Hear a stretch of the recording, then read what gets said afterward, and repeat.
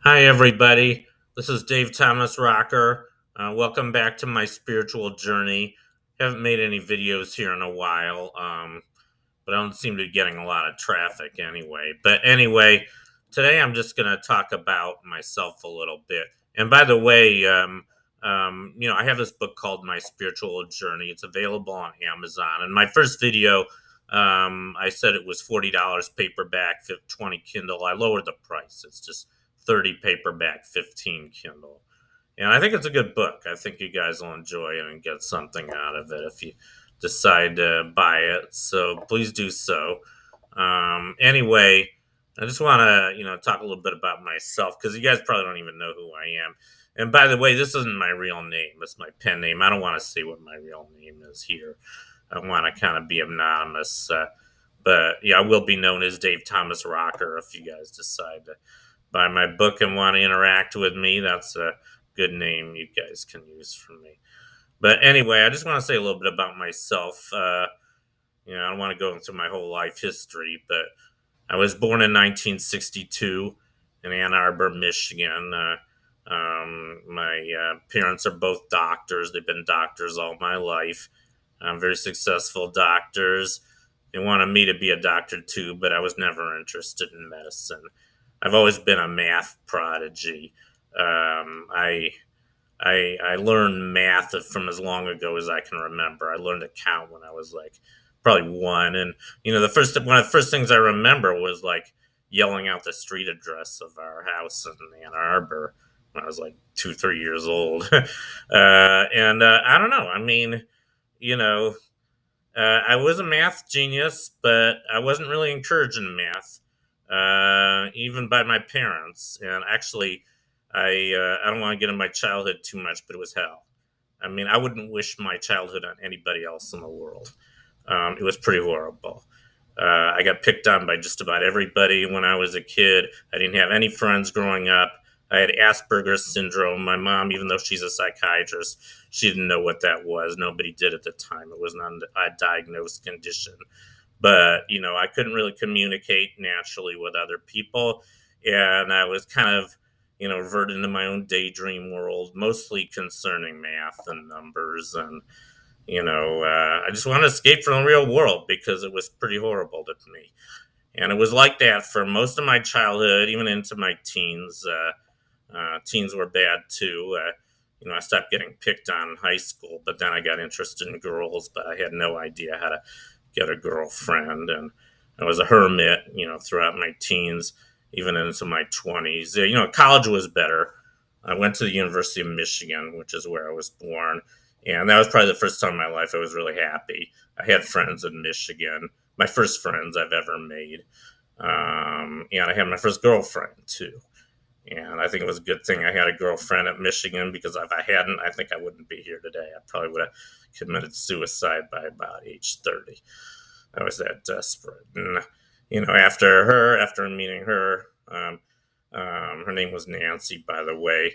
I didn't have another girlfriend for another 14 years. And I don't know if you guys want to hear this about me, but, I was a virgin until I was 25. And, you know, I've still only had sex with one woman my whole life, other than prostitutes. I mean, I don't know if that really matters to you guys or not. It mattered to me for a long time.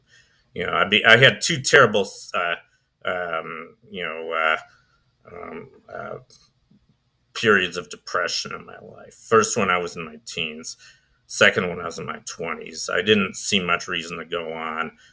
Fortunately, I never attempted suicide, but I used to fantasize about it a lot.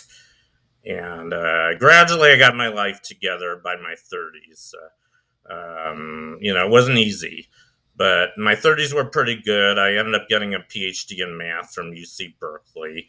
Um, but I've never been good at applying for jobs, and I've never been good at keeping jobs. And actually, that's a pretty common trait of Aspies. They say it's not what you know, it's who you know. And I guess I just never really learned how to rub shoulders with the right people, even though I know a hell of a lot of math. I don't want to toot my own horn too much, but I'm one of the best mathematicians I know of. I know some math that hardly anybody does, like Schwarzkopf transformations, number fields, algebraic number fields, and you know, I mean, that stuff is good, but hardly anybody knows anything about any of this stuff. And it was just kind of a private escape for me for most of my life. And it's too bad I couldn't make good on my PhD. I've only worked full time for 9 years in my whole life, and I've been dependent on my parents most of my life. I'm dependent on them now, as a matter of fact. I did manage to make a small fortune about 6 years ago. I was one of the early not crypto currency investors. I made. I'm not going to say exactly how much, but I made enough money in 2017 to last me about 5 years, and I did some pretty fun stuff during that time. I took flying lessons, and I took 2 long road trips across the country, and I took a couple cruises. Kind of lived it up for a while, so that was kind of a good period. But now I'm broke again. I mean, I have a different view on life, though. I mean, this is another thing I should mention. I think all my life I've gotten happier and happier. But I think in the last 5 or 10 years, I've been happy mostly just because I kind of realized the things in life that really matter. Too many, I think, particularly too many Americans, but I think too many people around the world just have the wrong values. I mean, most people value money, and money is not a key to happiness. I know that firsthand. Um, the things I think the things in life that matter the most are like friends and family and nature and just kind of like philosophy, understanding the nature of reality and just kind of appreciating the planet and appreciating what's around us that most people aren't even really aware of most of the time. And I think my spiritual journey kind of encompasses a lot of that. Even though things aren't so good for me right now, like I'm not working and I'm getting money from my folks, and my life's kind of a mess right now. I'm not letting it bring me down. I mean, I'm still enjoying life. I'm running a bunch of Facebook groups. I'm making a bunch of YouTube videos. I'm hoping to start an online math school in a few months.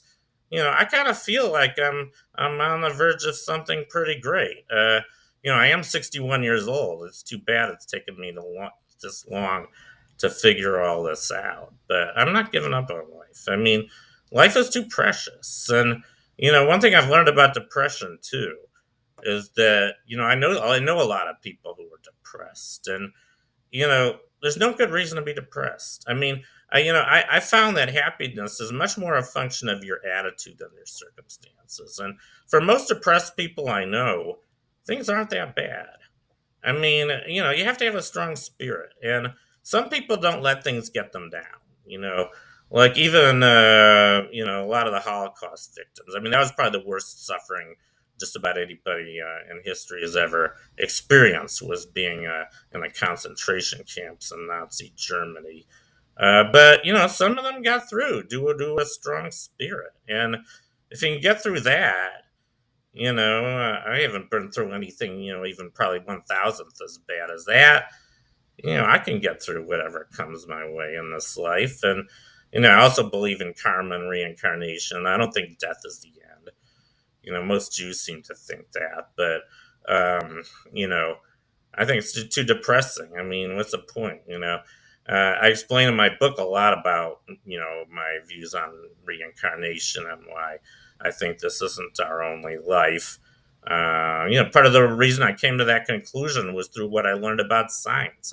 I've learned a lot of pretty amazing things in physics, just how just so much of the universe involves simple mathematical equations like Maxwell's equations and Newton's laws and theory of relativity. It's really amazing that we live in such a universe, and I think we kind of make it messy for ourselves here on Earth. I mean, we don't know a lot of what we're doing down here. I think we have to learn. I think we all have to kind of embark on a spiritual journey to kind of understand what really matters in life. We have to get more spiritually enlightened, I think. And that's part of what I'm trying to accomplish with this book. Anyway, I don't know. I've kind of been all over the place in this video, and maybe it's a bit much for you guys. I don't know. I do have a tendency to spill my guts out too much sometimes, and maybe I'm doing that here. But anyway, I would like you to buy my book if you feel so inclined. And like I said, here's the Amazon link, and you can read a little bit about me, and just check it out and let me know what you think. Anyway, I'll see you next time. Thank you for watching.